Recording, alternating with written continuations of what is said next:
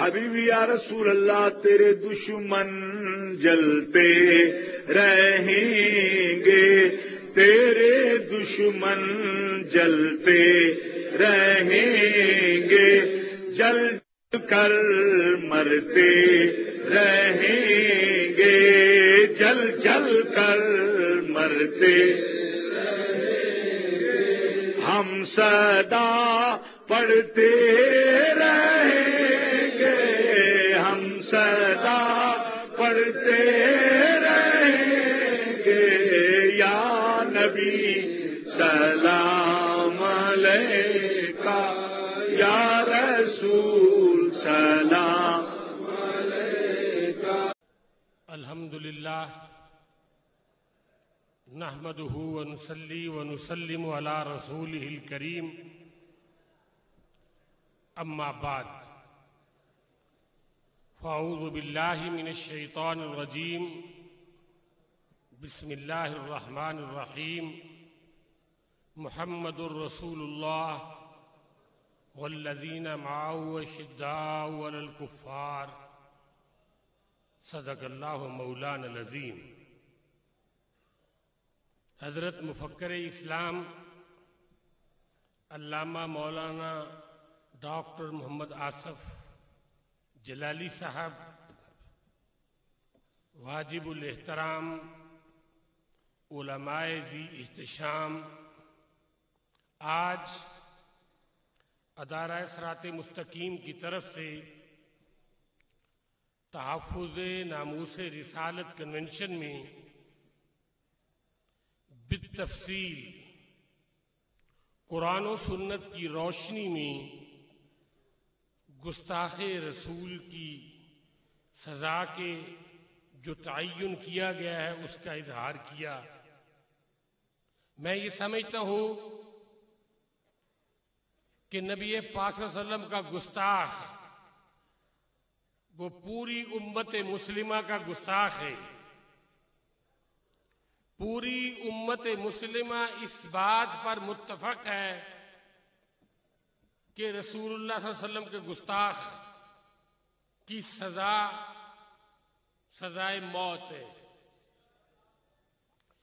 اور میں پوری ذمہ داری سے یہ بات عرض کر رہا ہوں کہ آج جو یہ پراپیگنڈا ہو رہا ہے کہ گستاخ رسول کی سزا کے سلسلہ میں ہمیں احتیاط کی ضرورت ہے، میں سمجھتا ہوں کہ گستاخ رسول کوئی بھی ہو وہ جہنم ضرور وارد ہونا چاہیے۔ اور آج اگر حکومت یہ سمجھتی ہے کہ اپنے اقتدار کے نشے میں دھت ہو کر 295C تعزیرات پاکستان کے قانون میں امینڈمنٹ کر لی جائے گی تو واللہ العظیم جس کے قبضہ قدرت میں ہماری جان ہے، ہم یہ اعلان کر دینا چاہتے ہیں کہ دنیا کا کوئی مائی کا لال اس قانون کو ختم نہیں کر سکتا۔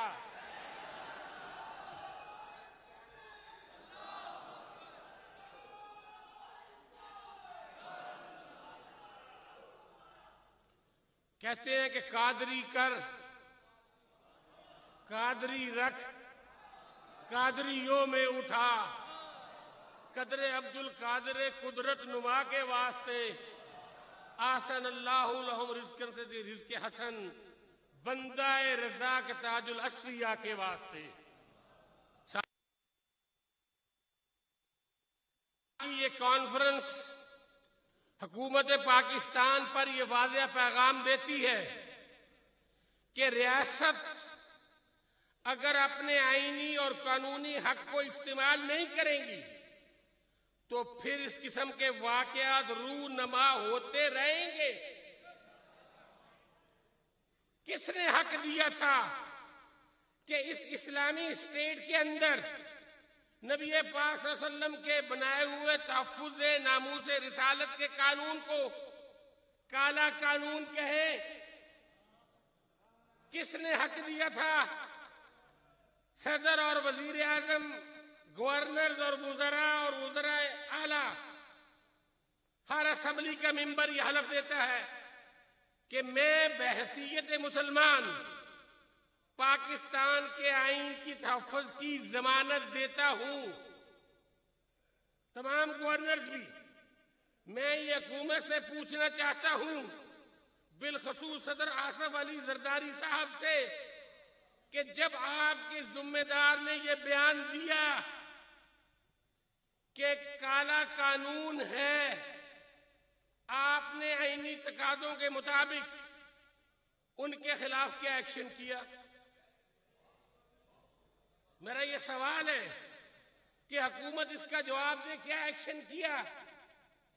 صدر محترم، ایک قانون کیا، ہزاروں قانون کیا، لاکھوں قانون کیا، اربوں قانون کیا، ناموس مصطفیٰ کے خلاف جو زبان اٹھے گی وہ گدی سے نکال دی جائے گی. اور یہ بات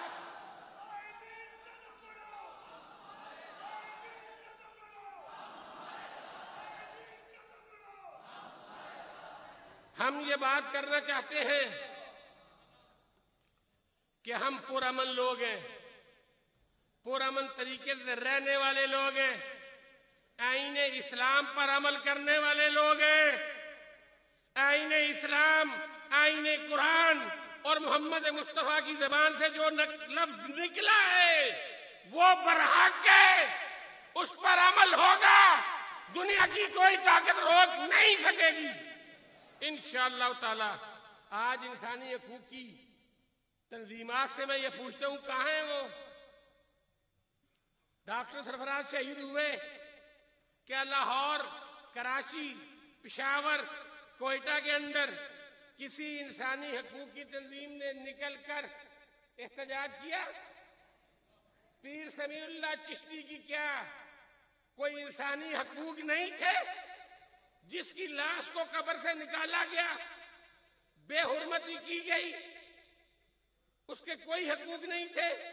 میں یہ پوچھتا ہوں کہ نشتر پارک میں دن دہاڑے 70 کے قریب میلاد النبی کے جلسے کے اندر افراد کو شہید کیا گیا، کیا ان کے خلاف عالمی سطح پر کوئی آواز اٹھی؟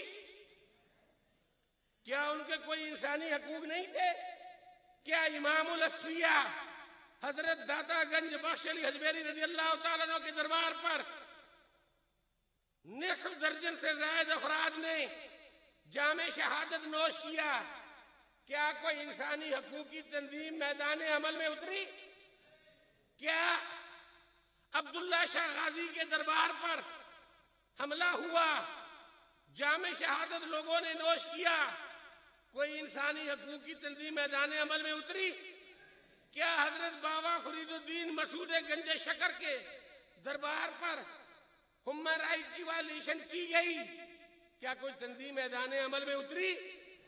کیا فراز کے اندر مسلمان عورتوں پر حجاب پر پابندی کی بات کی گئی؟ کسی انسانی حقوق کی تنظیم نے پاکستان کے اندر احتجاج کیا؟ کیا فراز کے اندر رہنے والے مسلمانوں کے انسانی حقوق نہیں ہیں؟ کیا ہالینڈ کے اندر مساجد کی تعمیر اور اس کے میناروں پر پابندی ہے؟ کیا کسی انسانی حقوق کی تنظیم نے پاکستان کے اندر احتجاج کیا؟ میناروں پر پابندی، اور پھر ہمیں یہ کہتے ہیں کہ آپ اتحاد اور اتفاق کا درس دیں، آپ برداشت کا درس دیں. ہم برداشت کا درس دیتے ہیں اپنی ذات کے لیے، لیکن رسول اللہ کی ناموس کی باری آئے گی تو کوئی برداشت نہیں ہے. ہم برداشت کے علمبردار ہیں. سنی اتحاد کونسل نے دہشت گردی کے خلاف کام کیا ہے اور کرتی رہے گی. جو مشن غازی علم الدین شہید نے شروع کیا تھا وہ ہمارا ہے. اور یہ کیا بات کرتے ہیں؟ پاکستان کو کہاں لے جانا چاہتے ہیں؟ پاکستان کے حالات اس وقت کیا ہیں؟ یہ دیکھیں اس بات کو کہ انسانی حقوق کی تنظیمات کا دوہرا معیار ہے. ایک معیار پہ خوش اور دوسرے معیار پر احتجاج. اس کو ٹھنڈے دل سے سوچنے کی بات ہے۔ انسانی حقوق کے علم برداروں، میں پوچھتا ہوں کہ آپ کو رقم کہاں سے آتی ہے؟ مختلف این جی او جو انسانی حقوق کے نام پر پاکستان کے اندر بنی ہوئی ہیں، کروڑوں روپے کے فنڈز اس وقت یورپ اور امریکہ سے آتے ہیں ان کے آفیسز کو چلانے کے لیے۔ کیا انسانی حقوق کی تنظیمیں اس وقت خاموش تماشائی کیوں تھیں؟ جس وقت قرآن کہتا ہے کہ تلک حدود اللہ، یہ اللہ کی حدیں ہیں، تعزیراتی قوانین کے سلسلہ میں سزاؤں کا جو حکم قرآن پاک میں موجود تھا، ہے اور رہے گا۔ اور بعض سیاستدانوں نے بھی یہ کہا تھا کہ ہم سزائی جو ہیں پاکستان کے اندر قرآنی وہ وحشیانہ ہیں، کیا ہم برداشت کر لیں؟ اسلامی سزاؤں کو اگر وحشیانہ کہا جائے کیا یہ برداشت کر لیں؟ یہ نہیں ہو سکتا۔ وقت گزر گیا، وقت بیت گیا، پاکستان کی نظریاتی اساس کو ختم نہیں کیا جا سکتا۔ پاکستان اسلام کے نام پر حاصل کی گئی مملکت ہے۔ پاکستان انشاءاللہ تعالی نبی رحمت کے صدقے میں حاصل کیا ہے۔ پاکستان کے اندر اگر کوئی نظام رہے گا تو وہ نظام مصطفیٰ ہوگا، اگر کوئی نظام ہوگا تو وہ مقام مصطفیٰ ہوگا۔ پاکستان کے اندر ہم اتنی مدر پدر آزادی نہیں دینے دیں گے کسی کو۔ ہم تو وہ لوگ ہیں، مجھے یہ آزاد حاصل اللہ کے فضل و کرم سے، مجھے یہ ہیومن رائٹس کی تنظیمات بتا دیں، ان کے کئی ریپرزنٹیٹیو اسمبلیوں کے اندر، سینٹ کے اندر موجود ہیں، کہ کس شخص نے یہ کہا تھا کہ حضرت عیسیٰ علیہ نبی علیہ السلام کے گستاخ کی سزائے موت ہونی چاہیے تھی۔ یہ اسی فضل کریم نے کہا تھا، علماء اہل سنت کے خادم نے۔ ہمارے عقیدے کے مطابق بھی حضرت موسیٰ اور حضرت عیسیٰ کی شان میں گستاخی کے مرتکب شخص اگر مسلمان ہو یا غیر مسلمان ہو، اس کے لیے بھی سزائے موت ہے۔ یہ ہے اسلام میں ایکویلٹی، یہ ہے اسلام کا درس، جیسے کہ ہمارے حضرت مفکر اسلام نے دیا ہے۔ اگر ہمیں یہ کہیں کہ جناب والا آپ اپنے مطالبہ سے پیچھے ہٹ جائیں، میں مرکزی حکومت سے ایک شکوہ کرنا چاہتا ہوں اور آپ کو یہ عرض کرنا چاہتا ہوں کہ جب توہین آمیز خاکوں کی اشاعت یورپ میں ہوئی، تمام ممبران اسمبلی وہاں پر موجود تھے، تو توہین آمیز خاکوں کی اشاعت کرنے والے کیا انہوں نے انسانی حقوق کی خلاف ورزی نہیں کی؟ کیا نبی پاک صلی اللہ علیہ وسلم کی شان میں جو خاکے نعوذ باللہ گستاخی کی صورت میں شائع ہوئے، ان خاکوں پر خاموش رہا جائے؟ یہ نہیں ہو سکتا۔ مجھے اللہ نے یہ توفیق دی کہ میں نے قومی اسمبلی کے فلور پر کھڑے ہو کر یہ قرارداد پیش کی تھی کہ 1,24,000 قوم پیش انبیاء اور مرسلین کے گستاخ کے لیے اقوام متحدہ قانون سازی کرے تاکہ باہمی طور پر مذاہب عالم کا ٹکراؤ جو ہے وہ بند ہو سکے۔ اس قرارداد کا جو متن تھا منوان میں نے اپنے ہاتھ سے لکھی ہوئی بتانا چاہتا ہوں کہ پاکستان کی نیشنل اسمبلی کا یہ ہاؤس اقوام متحدہ سے یہ مطالبہ کرتا ہے کہ حضرت آدم علیہ نبی علیہ السلام سے لے کر حضرت موسیٰ اور عیسیٰ اور حضرت صلی اللہ علیہ وسلم تک جتنے بھی انبیاء اور مرسلین اللہ نے مبعوث فرمائے، مختلف خطوں پر، گروہوں پر، طبقات پر اپنے میسج کو کنوے کرنے کے لیے، ان کی شان میں اشارتاً، کنایتاً، تحریراً، تقریراً جو گستاخی کرے گا، اقوام متحدہ اس پر قانون سازی کرے۔ اقوام متحدہ نے ابھی تک قانون سازی کرنے کا کوئی ارادہ ظاہر نہیں کیا، اور میں احتجاج کرتا ہوں آج کے اسی اجلاس میں کہ حکومت پاکستان نے ہماری اس قرارداد کو روکا ہوا ہے۔ حکومت پاکستان اگر پاکستان میں فسادات کا خاتمہ چاہتی ہے تو اقوام متحدہ کے اندر وہ جو یونانی مسئلہ ریزولوشن پاس ہوا تھا اس کو بھیجا جائے تاکہ یہ ہمیشہ ہمیشہ کے لیے جو فتنہ ہے وہ ختم ہو سکے۔ میں آپ سے یہ پوچھتا ہوں کہ کیا پاکستان کے اندر نبی کے رکھوالوں کی حکومت ہونی چاہیے؟ یہ ایسے افراد کی حکومت ہونی چاہیے کہ جو سیاسی مصلحتوں کے شکار ہیں، جنہوں نے ہمیشہ سیاسی مصلحتیں اختیار کی اور جنہوں نے ہمیشہ اپنے اقتدار کو سیاست کی نظر کیا۔ میں آپ سے پوچھنا چاہتا ہوں کہ پارٹی کو دیں گے ایسا پولیٹیکل پارٹی کو ووٹ دیں گے کہ جو پاکستان کے دو قومی نظریہ کے خلاف ہوگا؟ میں سنی اتحاد کونسل کے چیئرمین کی حیثیت سے یہاں پر یہ واضح کر دینا چاہتا ہوں کہ انشاءاللہ تعالی اللہ کے فضل سے نبی رحمت کے صدقہ میں ہم نے جو بات کی ہے 23 مارچ کی کانفرنس کی، وہ انقلاب نظام مصطفیٰ کی راہ کو ہموار کرے گی۔ 23 مارچ کی کانفرنس انشاءاللہ تعالی نظام مصطفیٰ کے نفاذ کے لیے معد و معاون ثابت ہوگی، اور ہم آئین پر یقین رکھنے والے لوگ ہیں، قانون کی حکمرانی پر یقین رکھنے والے لوگ ہیں، قانون کو ہاتھ میں لینے کے لیے تیار نہیں ہوتے۔ انشاءاللہ تعالی ممتاز قادری کے سلسلہ میں ہم آئینی طور پر جد و جہد جاری رکھیں گے تاکہ محمد مصطفیٰ کے غلام کو قانونی تحفظ مل سکے، احمد مجتبیٰ کے غلام کو قانونی تحفظ مل سکے۔ ہم پاکستان کے اندر ایسا قانون چاہتے ہیں، ایسا نظام چاہتے ہیں، ایسا پروگرام چاہتے ہیں کہ جس پروگرام کے اندر کسی کی دل آزاری نہ ہو۔ آج ہم پر یہ کہا جاتا ہے کہ آپ متشدد ہیں۔ ہم کہاں متشدد ہیں؟ ہم نے تو جنہوں نے بم بلاسٹ کیے ان کے خلاف میدان عمل میں موجود ہیں۔ ہم آج بھی ان دینی مدارس کے خلاف ہیں جن دینی مدارس کے اندر دہشت گردی کی ترغیب دی جاتی ہے۔